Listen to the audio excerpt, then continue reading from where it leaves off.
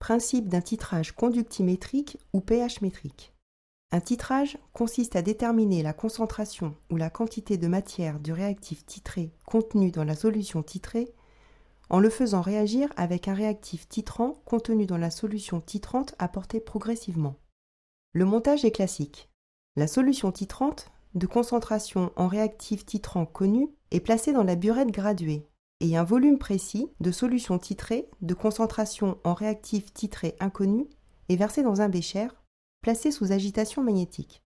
Pour suivre l'évolution de la composition du système au cours du titrage, on mesure l'évolution du pH, de la conductivité ou de la conductance du mélange réactionnel. On plonge ainsi la sonde reliée à l'appareil de mesure, un pH-mètre ou un conductimètre, dans le bécher afin de mesurer la grandeur choisie à chaque ajout de solution titrante.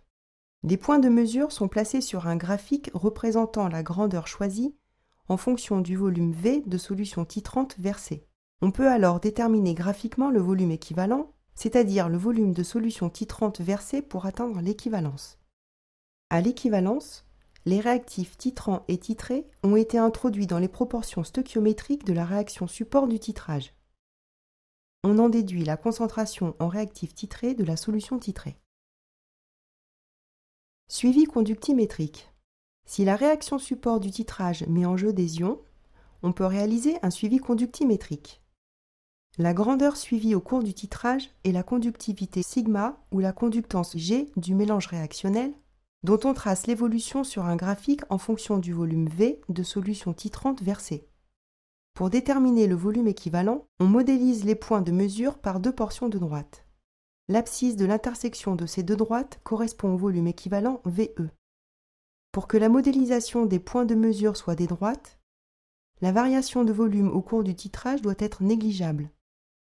Il est donc souvent nécessaire d'ajouter de l'eau distillée dans le mélange réactionnel pour qu'il ait un grand volume initial. Suivi pH métrique. Si la réaction support du titrage est une réaction acide-base, on peut réaliser un suivi pH métrique.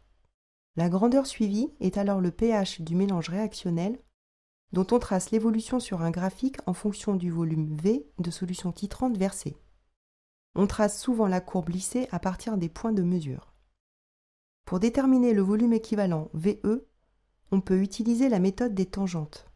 On commence par tracer la tangente à la courbe avant le saut de pH, puis la tangente parallèle à la première après le saut. On ajoute ensuite une séquente perpendiculaire aux deux tangentes, puis on trace la droite parallèle aux tangentes passant par le milieu de cette séquente. Elle coupe la courbe de titrage en un point dont l'abscisse est le volume équivalent VE et l'ordonnée le pH à l'équivalence PHE. Pour déterminer graphiquement le volume équivalent, on peut aussi utiliser la méthode de la dérivée. La dérivée du pH en fonction de V présente en effet un extrémum dont l'abscisse est le volume équivalent VE.